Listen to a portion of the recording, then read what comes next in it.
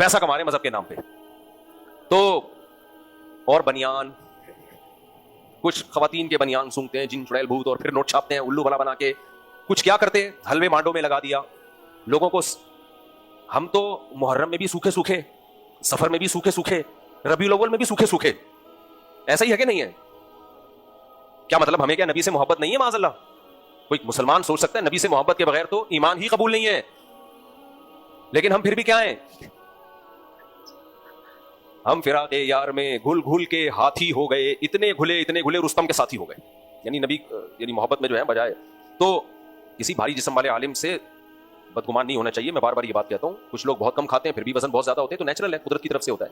لیکن ہم لوگ کتنا مذہبی رسومات کے نام پہ کھاتے رہتے ہیں. تو اللہ فرماتے ہیں لَيَأْكُلُونَ أَمْوَالَ النَّاسِ بِالْبَاطِلِ. استخارے نکال کے کتنے مولوی ہیں جو لوگوں سے پیسہ کھا رہے ہیں. لوگ کہتے ہیں وہ تو فری میں استخارہ نکالتے ہیں, وہ الو بنا رہا ہے. اس کو پتا ہے جب میں استخارہ نکال کے دوں گا تو پرلے درجے کا بغیرت ہوگا کہ ہدیہ نہ دے, لہذا کچھ نہ کچھ تو یہ مجھے دے گا. حالانکہ حدیث میں تو نہیں ہے کوئی استخارہ نکلتا بھی ہے کہیں. اس نے ایک بریلوی عالم کا بیان سنا, بڑا اچھا بیان کیا, مجھے بڑی خوشی ہوئی. وہ بالکل وہی بات کر رہے تھے جو میں کر رہا ہوں, مجھے بڑی خوشی ہوئی. انہوں نے کہا یہ جو مولویوں نے استخارے ٹی وی پہ بیٹھ کے نکال رہے ہیں کہ استخارہ نکالو تو نیلا آئے گا, ہرا آئے گا, تو یہ کہاں سے ثابت ہے؟ مجھے بڑا اچھا لگا کہ یار. تو اس لیے میں کہتا ہوں سارے مولویوں کو ایک لاٹھی سے نہیں ہانکنا چاہیے. لیکن یہ بیماری بہرحال مولویوں کی ہے, استخارے کے نام پہ لوگوں سے پیسے کھانا اور پھر ذائچے بنا کے کہ یہ رشتہ تمہارے جوڑ کا ہے, یہ تمہارے توڑ کا ہے. ایک جس کا کوئی چینل نہ چل رہا ہو, خوابوں کی تعبیر کا چینل کھول کے بیٹھ جائے. وہ خوابوں کی, تیرے کو یہ نظر آیا تو یوں ہے, تیرے کو یہ نظر آیا تو. ہم تو خوابوں کی تعبیر پہ 1 روپیہ ہمیں کوئی دے گا اس لیے نہیں دے گا کہ ہم تعبیر کیا بتاتے ہیں. حضرت مجھے رات کو خواب میں چڑیلیں آئیں. میں کہتا ہوں رات کو کھانا جلدی کھاؤ, 2 گولی کارمینا کھاؤ, پیٹ میں گیس ہوگی تو چڑیلیں آئیں گی. اس پہ کیا ملے گا یار؟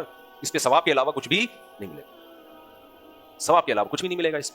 تو ہم نے اپنے بڑوں کو بھی یہی دیکھا, ثواب ہی مل رہے ہیں بیچاروں کو اور کچھ بھی نہیں مل رہا. باقی میں خواب کا منکر نہیں ہوں. کبھی کبھار ایسا ہو جاتا ہے کہ کوئی خواب سچا بھی نکل آتا ہے, اور وہ بھی نیک لوگوں کو. وہ اتنا واضح خواب ہوتا ہے. یہ تو بھائی پیٹ کے مسائل ہیں, کسی بھی دماغی ڈاکٹر سے پوچھو, رات کو پیٹ بھر. اکثر چت لیٹنے سے ڈرانے خواب آتے ہیں.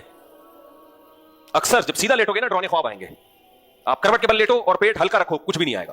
اسی طرح خواتین کے سسرال میں مسائل ہوتے ہیں, ساس نندوں سے ان کی لڑائیاں. خواب میں جو ہم جاگتی حالت میں دیکھتے ہیں نا, وہ خواب میں صورت مثالیہ بن کے سامنے آ جاتا ہے. صورت مثالیہ جب خواب ہم دیکھتے ہیں, اب کسی خاتون کو چڑیل آ رہی ہے تو وہ ساس آ رہی ہے, حقیقت ہے. سانپ آ رہے ہیں تو وہ نندیں آ رہی ہیں, جو دن بھر کچھ ان کو لگتا ہے وہ بتاتی ہیں ہمیں میری نند جو تھی مجھے سانپ کی شکل میں نظر آئی. اس کا مطلب یہ ہے ہی ڈسنے والی. میں ان سے کہتا ہوں یہ ڈسنے والی نہیں ہے. آپ کو چونکہ اس سے نفرت ہے اور اس کو آپ سے نفرت ہے, تو ظاہر ہے وہ خواب میں پھر حقیقت ہے, خواب میں پھر اسی طرح ہی آتا ہے, وہ حقیقت نہیں ہے.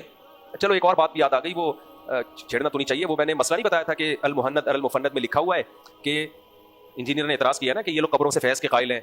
تو ہم نے اس کا جواب دیا فیض کا مطلب کیا ہے؟ قبروں سے مدد طلب کرنے کے قائل نہیں ہے. فیض کا مطلب جو اسباب کے درجے میں ہو. جیسے کسی بزرگ کی قبر کے پاس دفن ہوں گے تو جو رحمت ادھر ہو رہی ہے وہی رحمت آپ پر ہوگی. تبھی تو حضرت عمر نے خواہش کی تھی کہ مجھے نبی صلی اللہ علیہ وسلم کی قبر کے پاس دفن کیا جائے. تو وہ فیض جو اسباب کے درجے میں ہو, وہ شرک والے فیض کے ہم قائل نہیں ہیں, اور وہ تو لکھا ہوا ہے اس میں, تبھی مدد طلب کرنے کے قائل نہیں ہے. تو اس پہ انجینئر نے جواب یہ دیا ہے کہ اگر قائل نہیں ہے تو وہ مولانا قاسم نانوتوی والا واقعہ ارواح ثلاثہ میں مولانا تھانوی نے لکھا ہے کہ وہ نکل کے گئے تھے اور مدد کر کے آ گئے تھے. ایک تو یہ ڈھیڑ بہت ہے. پہلی بات, ارواح ثلاثہ مولانا سلوی تھانوی کی تصنیف نہیں ہے. دوسروں کے کچھ واقعات ہیں جو کسی ایک جگہ انہوں نے جمع کر دی ہیں, قطع نظر اس سے کہ یہ صحیح ہے کہ غلط ہیں. ایسی تالیفیں پہلے بھی بہت ساری لکھی گئی ہیں کہ بھائی بہت ساری چیزوں کو ایک جگہ جمع کر دیا جاتا ہے, اس سے بحث نہیں ہے کہ یہ صحیح ہے یا غلط.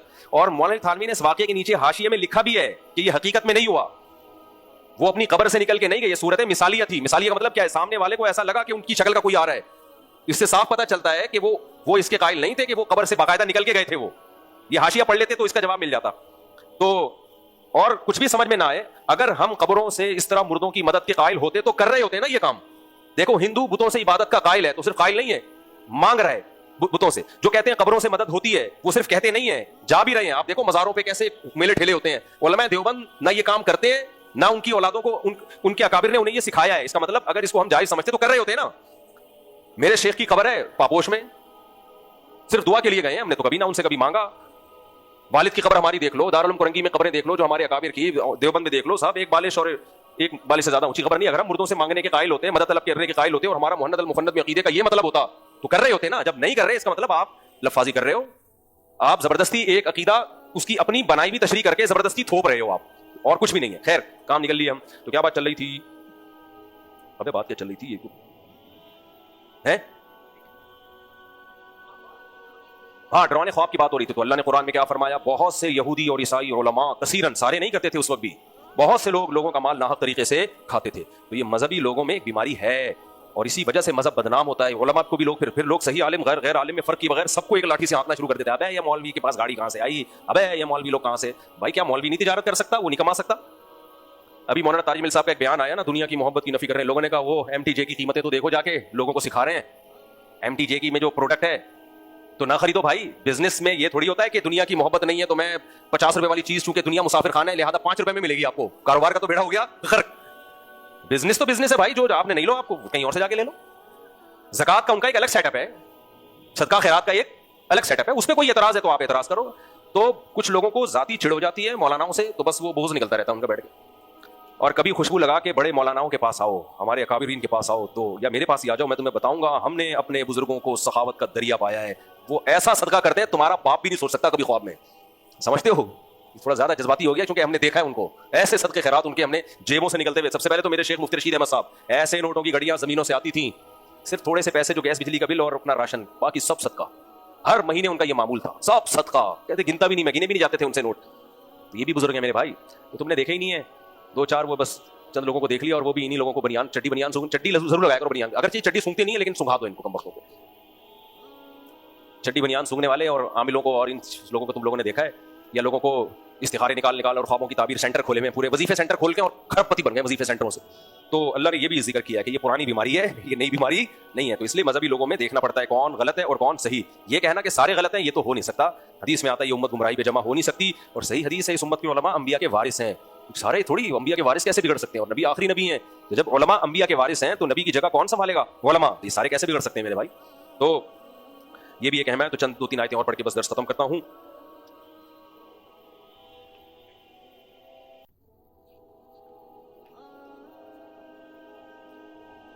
منافقین اس پہ بھی بڑا شور مچاتے تھے, ہمیں پیسے نہیں ملے, ہمیں زکات نہیں ملی, ہمیں یہ نہیں ملا. جہاد میں پیچھے پیچھے اور پیڑے کھانے میں سب سے آگے آگے. صحیح ہے نا؟ تو اللہ نے اس پہ فرمایا انما الصدقات للفقراء, بھائی صدقہ غریبوں کا حق ہے. زکات کس کا حق ہے؟ غریبوں کا. یہ میں اس لیے اس کو ہائی لائٹ کر رہا ہوں, آج مسلمانوں میں بھی ایسے لوگ ہیں. ایکچولی میں نے اپنے بچے کو او لیول کا ایگزام دلوانا ہے, بچے کو نا ہائی ایجوکیشن کے لیے میں لندن بھیجنا چاہتا ہوں. مفتی صاحب کچھ زکات مل جائے گی اس سلسلے میں؟ بس کرو یار, لوگوں کے پاس کھانے کو روٹی نہیں ہے اور آپ بچے کو اعلیٰ تعلیم کے لیے لندن بھیج رہے ہو. میں نے ایک دفعہ اس پہ اعتراض کیا تو ایک تھوڑے لبرل سے تھے, کہتے کیا ہو, کیا یہ ضروری نہیں ہے لندن بچہ اعلیٰ تعلیم کے لیے جائے؟ یہ بھی تو ضرورت ہے, تعلیم نہیں ہوگی تو کیسے ملک ترقی کرے گا؟ میں نے کہا اپنے خرچے پہ چلا جائے, کس نے منع کیا؟ ہوس ہے, ہوس کو ضرورت کا نام دے دیا. تعلیم کے ہم خلاف نہیں ہے, لندن آپ امریکہ جہاں بھی جاؤ ہم تو کہنے پڑھو, ملک کا تو بیڑا غرق ہو رہا ہے, ترقی کرو لیکن زکاتوں کے پیسوں سے ترقی مت کرو. دوسرا حدیث میں صاف آتا ہے تؤخذ من اغنیائہم وترد الی فقرائہم, زکات مالداروں سے لی جائے گی اور غریبوں پہ خرچ کی جائے گی. اسی وجہ سے اس میں بھی احناف کا موقف بہت مضبوط ہے کہ زکات میں غریب کو مالک بنایا جائے گا, تبلیغ پہ زکات خرچ نہیں ہو سکتی. آج بہت ساری آرگنائزیشنز ہیں جو زکات کا پیسہ لے کے اسلام کی تبلیغ میں لگا رہی ہیں. تو قرآن کی آیت یہ مبہم ہے, مجمل ہے, اس کی تفسیر ہمیں کس میں ملتی ہے؟ حدیث میں. تو یہ مالداروں, یہ غریبوں کا حق ہے زکات. تو اس لیے جو بھی آرگنائزیشن ہے یا جو بھی ایسی تحریکیں ہیں جو دین کی دعوت اور تبلیغ کا کام کر رہی ہیں, ٹھیک ہے, بہت اچھی بات ہے, تو ان کے ساتھ تعاون کریں لیکن زکات کے پیسوں سے تعاون نہ کریں. اب لوگ کہتے ہیں کیا ہے اگر اسلام دنیا میں پھیل جائے تو فی سبیل اللہ کا جو قرآن کی آیت ہے نا, اس کا یہ مفہوم نہیں ہے کہ فی سبیل اللہ میں, فی سبیل اللہ کا مطلب ہے جو غریب مجاہدین اللہ کی راہ میں لڑ رہے ہیں تو ان کے ساتھ زکات سے تعاون کیا جا سکتا ہے, بلکہ ڈبل ثواب ملے گا ان کے ساتھ زکات کے ساتھ تعاون میں. اسی میں مدرسے کے طلبہ بھی داخل ہے, اگر وہ غریب ہے تو چونکہ دین کی دعوت اور تبلیغ, ہاں جو بھی دین کی دعوت اور تبلیغ میں غریب آدمی لگا ہوا ہے اس کو ترجیح دی جا سکتی ہے اس آیت کی وجہ سے. ایک غریب وہ ہے جو ویسے ہی بس کھا پی رہا ہے, گٹکے میں اڑا دے گا. ایک غریب وہ ہے جو دین کی دعوت اور تبلیغ میں لگا ہوا ہے, اس کے پیٹ میں نوالا جائے گا تو دین ہی کو فائدہ ہوگا. تو ایسے غریب کو ترجیح دیں, لیکن لگے گا غریب پہ ہی.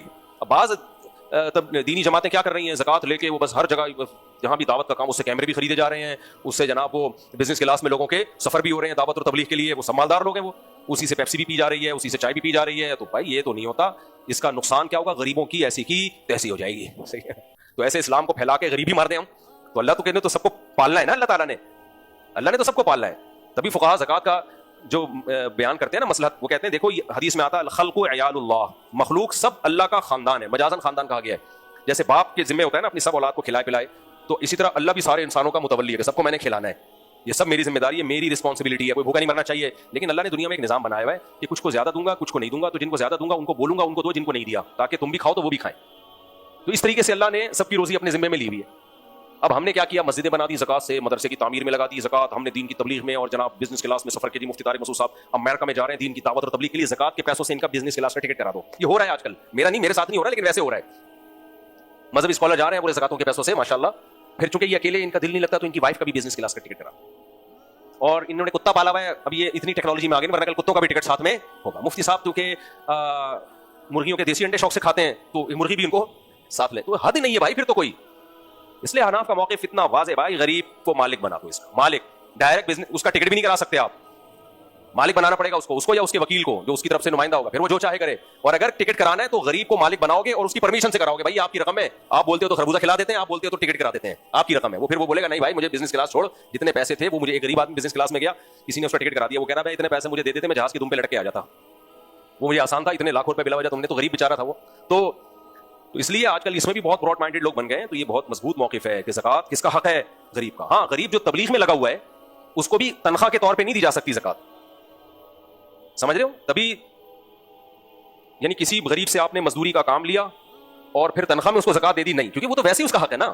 زکات کسی چیز کے معاوضے میں نہیں ہوگی, معاوضے میں نہیں ہوگی. تو آپ نے کسی غریب کو تبلیغ میں لگا دیا کہ جاؤ غیر مسلموں کو دعوت دو, یہ کام تو اس میں ہم تم پہ زکات دیں گے, نہ بھائی یہ تو اس کی تو اسپیسیفک تنخواہ دیں گے آپ, اس کو تنخواہ سے ہٹ کے دی جا سکتی ہے, تنخواہ سے ہٹ کے اس کو دے سکتے ہیں کہ یار یہ چونکہ دین میں لگا ہوا ہے. اس لیے ہم کہتے ہیں دینی مدارس جو واقعی ریلائبل مدارس ہو, جہاں زکات صحیح استعمال ہوتی ہے, ان کو زکات دینا زیادہ بہتر ہے. اسی طرح جو لوگ بھی دین کے کسی بھی کام میں لگے ہوئے ہیں لیکن وہ صحیح جگہ خرچ کرتے ہوں, غریب پہ خرچ کرتے ہوں, تو ان کو زکات دینا زیادہ افضل ہے. اس میں فی سبیل اللہ بھی آ جائے گا اور غریب بھی آ جائے گا, اور رشتہ داروں کو بھی دینا زیادہ افضل ہے, اس میں ڈبل ثواب ملتا ہے.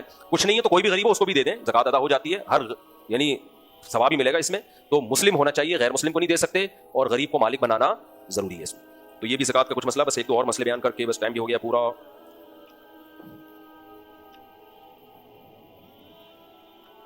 اللہ نے ہمیں حکم دیا اعدوا لهم ما استطعتم من قوة, اے ایمان والو اسلام دشمنوں کے خلاف مضبوط قوت تیار کر کے رکھو, عسکری لحاظ سے اپنے آپ کو بولو مضبوط کرو. تو کوئی بھی اسلامی ملک ہو اس کی فوج کا مضبوط نہیں, بہت مضبوط ہونا ضروری ہے. اس لیے ملک پہ کبھی کمپرومائز مت کیا کرو. اب اس میں کوئی صوفی غلط تعویل کر سکتا تھا کہ ایکچولی اس سے ایمان کی مضبوطی مراد ہے, ہمیں نمازیں میں زیادہ دل, وہ بھی لگانا چاہیے نمازوں میں زیادہ دل. اللہ نے فرمایا وَمِن رِبَاطِ الْخَيْلِ, جنگ کے اسباب اور وسائل اختیار کرو جس میں گھوڑے باندھنا. حدیث میں آتا ہے الا ان القوۃ الرمی, یہ جو نبی اللہ نے فرمایا نا کہ قوت جمع کرو, اس سے مراد تیر اندازی, پھینکنے کی طاقت. تو میزائل بناؤ, بم بناؤ, اسلحہ بناؤ, مضبوط فوج بناؤ, پھر ڈیفنس ہوتا ہے. باتوں سے ڈیفنس بولو نہیں ہوتا. تو پاکستان میں بہت ساری چیزیں نیگیٹو ہیں, لیکن ایک چیز بہرحال بڑی خندانی ہے کہ اسلامی ملکوں میں صرف 2 ملک رہ گئے ہیں جن کی فوج ایک پاورفل ہے, اور ان کے فوجیوں میں لڑنے کا جذبہ ہے. یہ عام فوجی بیچارے جانے دے رہے ہوتے ہیں, ان کو برا بھلا مت کہا کرو. کتنے لوگوں کو میں جانتا ہوں روزانہ شہادتیں بارڈر کی حفاظت میں. تو آپ کا کسی سے اختلاف ہے وہ ایک الگ ہے بھائی, وہ تو ہوتا ہے, کوئی سارے ہم جو مشرف سے نہیں ہمارا کتنا اختلاف تھا, لیکن اپنے ملک کی آرمی کو ایز اے آرمی اور فوجیوں کو ہی برا بھلا کہنا شروع کر دو جو بیچارے لڑ رہے ہیں, جان دے رہے ہیں, تو ملک کا بیڑا غرق. اور جب بیڑا غرق ہوگا تو فوجیوں کا نہیں ہوگا, ہمارا ہوگا, یہ ذہن میں رکھنا. کیونکہ فوج کے جتنے بڑے بڑے ہیں وہ سارے پتلی گلی سے نکل لیں گے, قربانی کا بکرا ہم بنیں گے. تو یہ فوج کی حفاظت یہ ہماری مجبوری ہے, فوج کی مجبوری نہیں ہے, سمجھ رہے ہو, فوج کی مجبوری نہیں ہے. تو یہ چیز کو سمجھنا چاہیے. تو اپنا اختلاف اس حد تک آگے نہ لے کے جائیں کہ ملک کی سالمیت ہی خطرے میں پڑ جائے, یہ غلط ہو جائے گا. اور اچھے لوگ فوج میں جائیں, کتنے لوگ ہیں میں ان کو کہتا ہوں تم آرمی میں جاؤ, اس آرمی میں بھائی اگر ہم اچھے لوگ نہیں جائیں گے تو ملک کی باغ دوڑ تو خراب لوگوں کے ہاتھ میں آ جائے گی نا, پھر روتے پھرو گے ساری زندگی. تو کبھی بھی جذبات میں آ کے وہ کام نہیں کرنا چاہیے جو مستقبل میں آپ کی تباہی اور بربادی کا ذریعہ بنے. تو اس لیے نوجوانوں کو چاہیے دھڑا دھڑ جائیں, جو بھی اچھے لوگ ہیں آرمی میں جائیں, جوائن کریں. ملک 3 طاقتوں سے چلتا ہے, ایک بیوروکریٹ سے چلتا ہے جو CSS کر کے اکثر جاتے ہیں, ایک عدلیہ سے چلتا ہے عدالتوں سے, 4 طاقتوں سے چلتا ہے ملک. ایک فوج سے چلتا ہے, دوسرا بھی فوج سے چلتا, استغفر اللہ, یعنی ویسے چلنا جو چاہیے. ویسے تو ایک بھی فوج سے چلتا ہے, دوسرا بھی فوج سے, تیسرا بھی فوج سے, چوتھا بھی فوج سے. تو اس کا تقاضا یہ کہ فوج میں ہی جاؤ. اس کا تقاضا یہ نہیں ہے کہ فوج سے کنارہ کشی, جب چلتا ہی ان سے ہے تو پھر تو اچھے لوگوں کو جانا چاہیے نا. کیا خیال ہے؟ اب میں سیاسی بیان دیتا ہوں. تو ملک 4 طاقتوں سے چلتا ہے, یعنی چلنا چاہیے. ایک فوج سے چلتا ہے. لوگ مجھے کہتے ہیں یہ الیکشن میں اتنی دھاندلی ہوئی ہے, فوجیوں نے وہ اس کو لے آئے فلانے کو لے. میں کہا پچھلی دفعہ کون سا کوئی دھاندلی نہیں ہوئی تھی, پچھلی دفعہ بھی یہی ہوا تھا, تو پچھلی دفعہ اس سے پچھلی دفعہ بھی, تو پہلی دفعہ ہوئی تو روئے نا آدمی. ہمارے سیاسی لیڈروں کا مسئلہ یہ ہے کہ جب دھاندلی کر کے ان کو لاتے ہیں تو فوج زندہ باد, جب فوج کہتی ہے ہٹو وہاں سے دوسرا آ رہا ہے تو یہی فوج مردہ باد. تو میرا اور آپ کا تجزیہ جو فوج کے بارے میں ہوگا وہ اخلاص پر مبنی ہوگا. سیاست دانوں کا جو ہوتا ہے وہ اخلاص پر مبنی نہیں ہوتا. آپ پرانے کلپ نکال کے دیکھ لو, انہی سیاست دان کے جو آج فوجیوں کے ساتھ بیٹھے ہوئے, کل یہی فوجیوں کو 2 نمبر منافق. تو ایک صاحب نے مجھے کہا بیان کیوں نہیں کرتے فوج کے خلاف, کتنا سیاسی ظلم کیا فوج نے الیکشن میں, دھاندلی کر کے فلاں کو لے آئے. میں نے کہا جس کو لے آئے, پچھلی دفعہ یہ کہہ رہے تھے دھاندلی کی ہے, الیکشن شفاف نہیں ہے, ہم نہیں آئے, ہمیں پیچھے رکھا گیا. اب ان کو آگے لایا گیا تو کہہ رہے ہیں الیکشن بالکل شفاف ہوئے ہیں, تاریخ میں اس سے زیادہ اچھے الیکشن کبھی ہوئے ہی نہیں. تو جب مدعی سس گواہ چس والی بات ہو گئی نا, یہ تو ہمارے لیڈر ہی جب جن کو ہم فیور کر رہے ہیں جب وہی پینترے بدلیں گے تو ہم پاگل ہیں یار. ہم کیوں اپنا ٹائم ویسٹ کریں؟ تم پہلے ایک رائے پر قائم ہو جاؤ, تم پہلے ایک جگہ کہ بھائی اگر ہم نے بائیکاٹ کرنا ہے تو پھر ہمارے فیور میں آرمی ہوگی یا ہمارے مخالفت میں ہوگی, کسی قیمت پہ ہم فیور نہیں لیں گے. پہلے تم ایک جگہ ٹکو گے تو پھر ہم ٹکیں گے. تم ٹکتے نہیں ہو, ہمیں مرواؤ گے, وہی ہمیں آگے رکھ کے خود بھاگ جاؤ گے تو پھر ہم پاگل تھوڑی ہیں.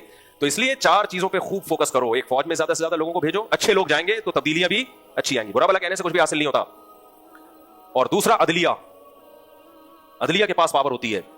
اور تیسرا کیا ہے, جو بیوروکریٹس ہوتے ہیں جو CSS کر کے جاتے ہیں, یہ حکمرانوں کو مشورے دے کے کبھی صحیح مشورے بھی دے رہے ہوتے ہیں, کبھی غلط بھی دے رہے ہوتے ہیں. اسی لیے جامعۃ الرشید بھی CSS کرواتا ہے, جو دیکھتے ہیں نا جن لوگوں کے زیادہ ذہین ہے تو پھر ان کو جامعۃ الرشید اسپانسر کرتا ہے. اور بھی بہت سارے ادارے کرتے ہیں لیکن یہ کام کرنے کا ہے. اور چوتھا ہے سیاستدان. تو سیاستدان میں تو آپ نہیں آ سکتے, سیاست میں تو ووٹ لے کے آپ بہت مشکل ہے. اتنے بڑے بڑے پہلے سے گئے ہوئے ہیں, اس میں ہماری اور آپ کی 2 ٹکے کی حیثیت نہیں ہے. میں نے کتنی زبردست ترغیب دی تھی, سب کی 4 شادیاں کراؤں گا, پھر بھی کوئی مجھے یقین ہے ووٹ نہیں دے گا. حالانکہ یہ تو ایسی چیز تھی, آج الیکشن میں کھڑا ہوں سارے مرد مجھے ووٹ دے کے جتوا دیں گے. لیکن بھائی پہلے سے اتنے بڑے بڑے لوگ سیاست میں آگے آئے ہوئے ہیں کہ ہم کس کھیت کی مولی ہیں, تو کچھ بھی نہیں ہوگا. تو اس لیے الیکشن میں تو ہم کھڑے نہیں ہو سکتے. یہ 3 چیزوں کے پاس عوامی طاقت ہے. فوج میں جا سکتے ہیں, عدلیہ میں جا سکتے ہیں, اور بیوروکریسی میں جا سکتے ہیں. تو ان اداروں میں جاؤ, اچھے لوگ جائیں گے. اور مایوسی چھوڑ دو, مایوسی اچھی چیز نہیں ہے. پاکستان کبھی ٹھیک ہی نہیں ہو سکتا, یہ تو ٹھیک ہی نہیں ہو سکتا. یہ باتیں بزدلوں پہ سوٹ کرتی ہیں. ایک پازیٹیو خبر تو ہے نا, ڈالر کو روک کے دکھا دیا. بہرحال ایک تو اچھی چیز آئی نا, جو ڈالر بہت دبا کے اوپر جا رہا تھا, تو ایک اچھی خبر ہے, اس کو سوچ کے سو جایا کرو. ہو سکتا ہے 10-20 سال کے بعد کوئی ایک اور بھی اچھی خبر آ جائے. لوگوں کی نیندیں اڑ گئی ہیں, ڈپریشن میں چلے گئے ہیں, رات کو سوتے ہوئے دیکھ رہے ہوتے ہیں موبائل, وہ ایسا ہے, وہ غلیظ ہے, وہ پلید ہے, وہ فلانا ہے, وہ ڈمکانا ہے. اپنی صحت کو خراب کر رہے ہو ڈپریشن میں جا کے. بھائی دوسروں کو برا بلا کہنے کے بجائے آپ جو مثبت کام کر سکتے ہو اپنے حصے کا وہ کرو, جو نہیں کر سکتے وہ اس کا سوال آپ سے نہیں ہوگا. کسی کو غلط فیور بھی نہیں کرو. میں یہ نہیں کہہ رہا کہ کوئی غلط کر رہا ہے تو آپ اس کو فیور کرنا شروع کر دو. تو جو اپنے حصے کا کام ہے وہ کرو, جو آپ کے اختیار میں نہیں ہے اس کے پیچھے مت پڑو. تو کہاں سے کہاں بات چلی گئی, تو اللہ نے کیا فرمایا, بس ختم کر رہا ہوں میں. یہ تو اللہ کی باتیں کر رہا تھا میں, کچھ بیچ میں سیاسی باتیں بھی آ گئیں.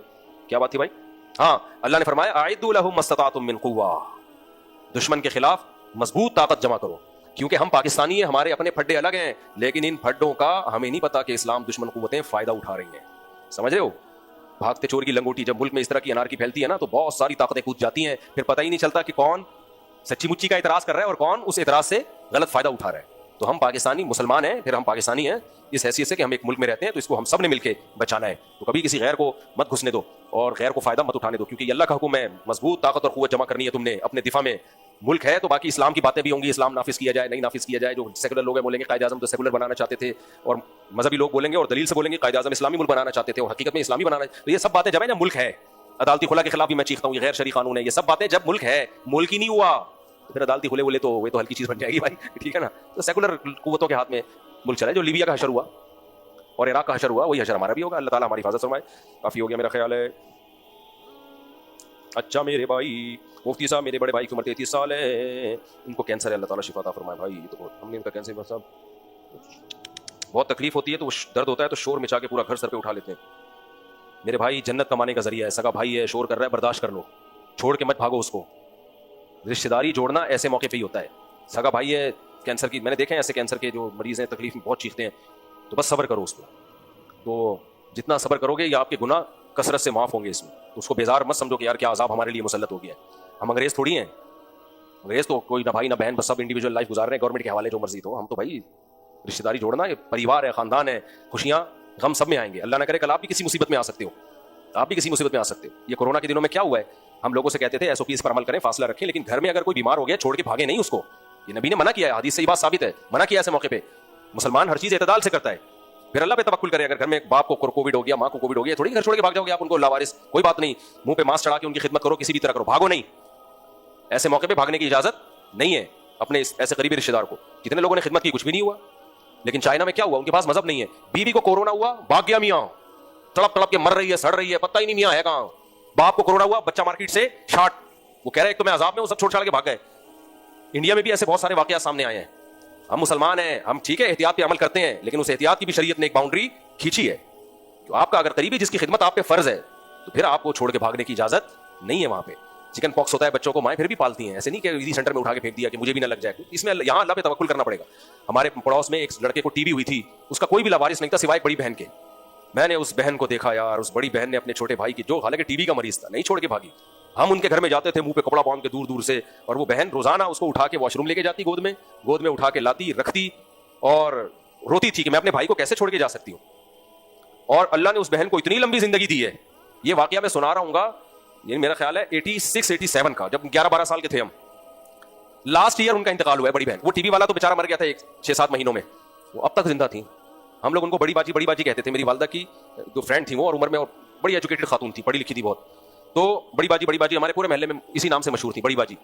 تو اب میری والدہ کا انتقال ہو گیا 2016 میں, والد کا انتقال ہو گیا, سب ہمارے خاندان کے وہ ماشاءاللہ زندہ. میں پوچھتا رہتا تھا ان کی خیریت, بھائی وہ زندہ ہے؟ ہاں وہی زندہ ہے یار, بڑی عمر ہے. لاسٹ ایئر ان کا انتقال ہوا ہے, اتنی لمبی عمر, اور ٹی بی کے مریض کو ایسے گود میں اٹھا کے لے جاتی تھی. ٹھیک ہے آپ اتنا گلے نہ لگائیں, تھوڑا سا ریزرو ہو کی خدمت کریں, لیکن اتنا ضرور ہے کہ میڈیکل سائنس ہر چیز نہیں ہے. اللہ نے ہمیں احتیاط کا حکم دیا, حدیث میں آتا ہے جو کوڑ کا مریض ہے اس سے فاصلہ رکھو, اور بہت ساری چیزوں میں آپ نے احتیاط کا حکم دیا, لیکن یہ احتیاط وہاں ہوگی جہاں شریعت نے احتیاط کا حکم دیا. اتنی احتیاط کہ آپ پیشنٹ ہی کو چھوڑ کے بھاگ جاؤ, اپنے بھائی, اپنی بہن, اپنی ماں, وہ خدمت کی محتاج ہے, اور آپ کو نہیں میں احتیاط کروں, کوئی بات نہیں, اس میں توکل کرو, مر گئے تو کوئی مسئلہ نہیں ہے, سب نے مرنا ہے, جنت میں جاؤ گے انشاءاللہ. اور ایسے موقع پہ حدیث میں آتا ہے کہ اللہ چاہے گا تو بیمار ہوگے, نہیں چاہے گا تو بیمار نہیں ہوگے. جی جناب. نہیں میں بک ہوں, میں بک ہوں. تو میرا پورا اسکیجول رمضان میں ٹف. اللہ عمل کی توفیق.